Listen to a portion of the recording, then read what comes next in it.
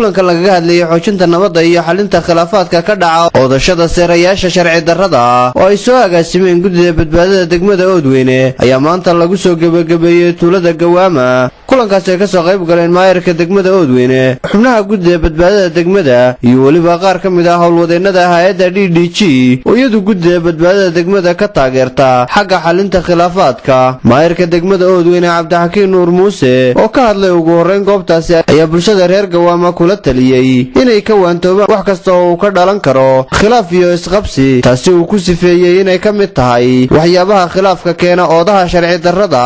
waxaa jirta hay'adda DDG waxay wadi baryahaba barnaamij ku aadan xalinta khilaafaadka markii deegaankeena la baaray gobolka Hadaad Mareer runtii khilaafka ugu badan soo kala dhaxkala wuxuu noqday beelali ama dhuloodasho ama dhusqabsi. maamulka ka tuulaya iyo guddida xoojinta nabadda oo runtii iyaduna xafiiskeedu guryahay degmada Oodweyne waxay ka kaashadeen hay'adda DDG oo codsadeen inay ka caawiso sidii ay dadka had iyo jeer khilaafaadku u imanaya, laakiin khilaafaadku waa la xaliyaa mar walba waxaana lagu xaliyaa safkarad. عاقل متان حاج حسين iyo xildhibaan Yuusuf Maxamed Dubad oo iyaguna ka mid ah guddida badbaadada degmada ayaa ku dheeraaday muhiimadda ay leedahay in laga wada shaqeeyo wax kasta oo khilaaf iyo iska horimaad keeni kara, isla markaana ay aadeenka guddi badbaada ahaan aanu diyaar u nahay sidii aanu gacan idinka siin lahayn mushkiladaha jira.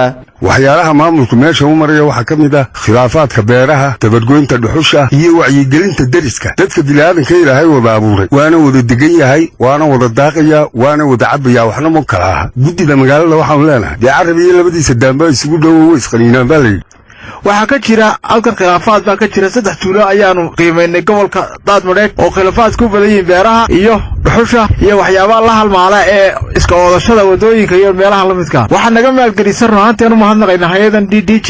Artan Maxamed Jaamac oo ka mid ah howlwadeennada hay'adda DDG ayaa ka warramay doorka ay hay'adda DDG ka qaadato xagga ammaanka iyo sida ay guddida badbaadada degmada uga taageerto dhinaca xalinta khilaafaadka. 3 tuulo ay Gawaama ka mid tahay barnaamijka ka shaqeynayno hore waxaan ugu soo shaqeynaa Cabdi Faarax meesha la yiraahdo Garoyo maanta kulankeena aynu isugu nimeen ku soo gabagabeeyno meesha la yiraahdo Gawaama. waxaan kula shaqeynay guddida xusnida iyo golaha deegaanka khilaafaadiyada ku saabsan seerayaasha hadii goor isku dhacay keeno Oodweyne ku ay dhibaato.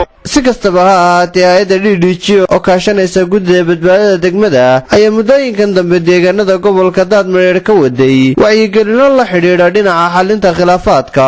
Muuse Salmaan Maxamed, telefishinka qaranka Somaliland, magaalada Oodweyne.